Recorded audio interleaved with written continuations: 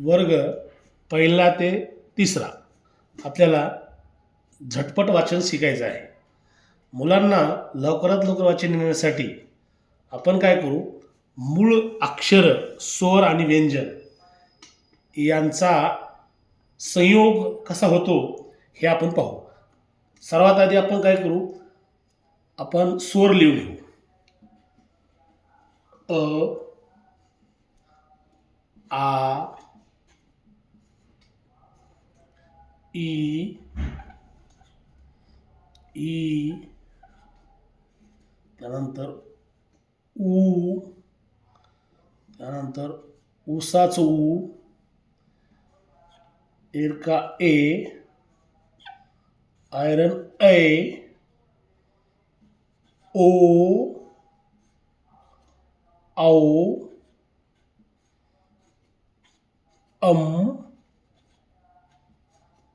आहा. अशा प्रकारे आपण एकूण 1 2 3 4 5 6 7 8 9 10 11 आणि 12 आपण 12 स्वर लिहिलेले आहेत. आणखीन 2 स्वरचे त्यात ॲड झालेले ॲ आणि ऑ ते नंतर पाहू आपण. अगोदर 12 स्वर नुसार 12 खडी कशी तयार होते किंवा स्वर आणि व्यंजन यांचं संयोगानं आपली 12 खडी क का की की तयार होते. आणि स्वर आणि व्यंजन यांचा जर आपण संयोग पाहिला तर आपल्याला वाचन, जर ते समजलं तर आपल्याला वाचन झटपट करता येईल. तर आपण अ म्हणजे काय, अ म्हणजे हा स्वर जसा तसा राहतो. आ म्हणजे काय, आचा संदर्भ हा कान्याशी आहे. ईचा संदर्भ कशाशी आहे, ई म्हणजे पहिली वेलांटी असते. दुसरी ई म्हणजे काय, दुसरी वेलांटी असते. ऊ म्हणजे काय, पहिला उमला पहिला उकार असतो. ऊ म्हणजे उकार. हा दुसरा ऊ म्हणजे दुसरा उकार. ए म्हणजे काय, एक मात्रा. मात्रा हा वरती असतो. ऐ म्हणजे काय, 2 मात्रे.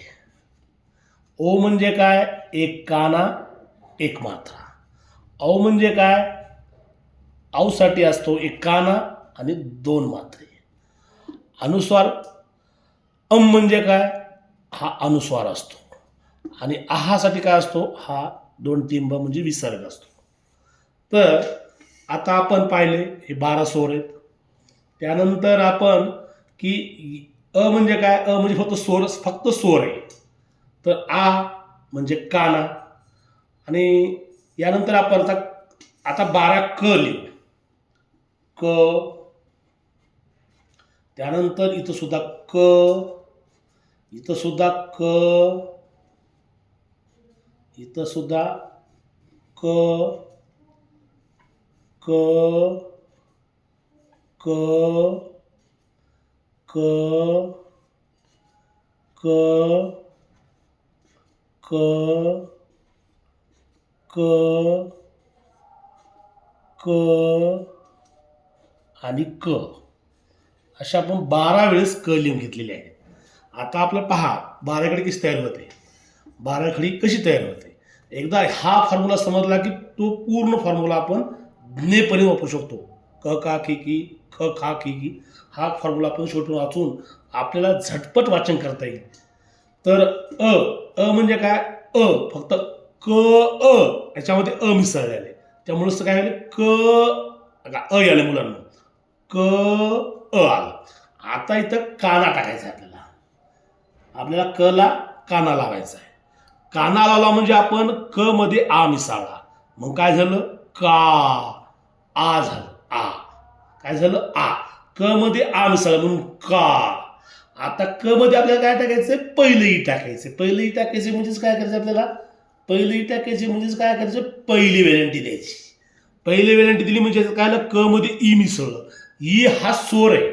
क मध्ये ई स्वर या दोघांचा संयोग जर पाहिला, हे क ला चिन्ह रूपात वेलांटी म्हणायचं. क ईची जी ई जो हे ई जे अक्षर आहे हे जर चिन्ह रूपात पाहिलं आपण तर वेलांटी होते. आणि ई आणि क यांचा संयोग जर केला तर क ला वेलांटी की. बघा की ई आला. आता ही म्हणजे काय, दुसरी वेलांटी.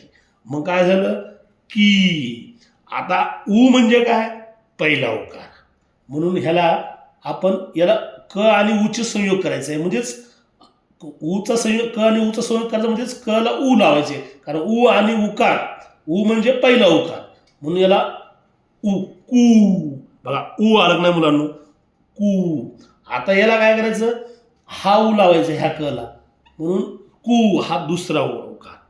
आता आता कसं आहे, आपल्याला क आणि एचा संयोग करायचा आहे. म्हणजेच आपल्याला काय करायचं, कवर एक मात्रा द्यायचा आहे. कवर एक मात्रा. मग काय झालं, के. बघा मुलांना आलंय, क आणि ए या दोघा संयोग व्हायला, के आला का नाही. आता आपल्याला इथं आपल्याला दोन मात्रा अ द्यायचं आहे. आपण याला बरेच लोक आई वाचताना काय करतात, त्याला आई म्हणतात, पण ते आई उच्चार नसताना नाही त्याचा आई. कसं करतात, आ इ ई उ ऊ ए आई चूक आहे. तर त्याला उच्चार करायचा अय हा उच्चार द्यायचा स्पष्ट अय. आणि आपण काय करायचं, याला दोन मात्रा द्यायची. दोन मात्रा दिल्या काय होईल, मग हे क आणि अय या दोघांचा संयोग झाला तर होईल कय. आणि यानंतर आपल्याला द्यायचंय ओ द्यायचंय. म्हणजेच ओ म्हणजे काय आपण सांगितलं चिन्ह रूपात, काय चिन्ह रूपात आहे हे काना आणि एक मात्रा. मग काय झालं, को. बघा ओ आलं नाही मुलांना, क आणि ओ, को आलं. आता आपल्याला याचा आता आऊ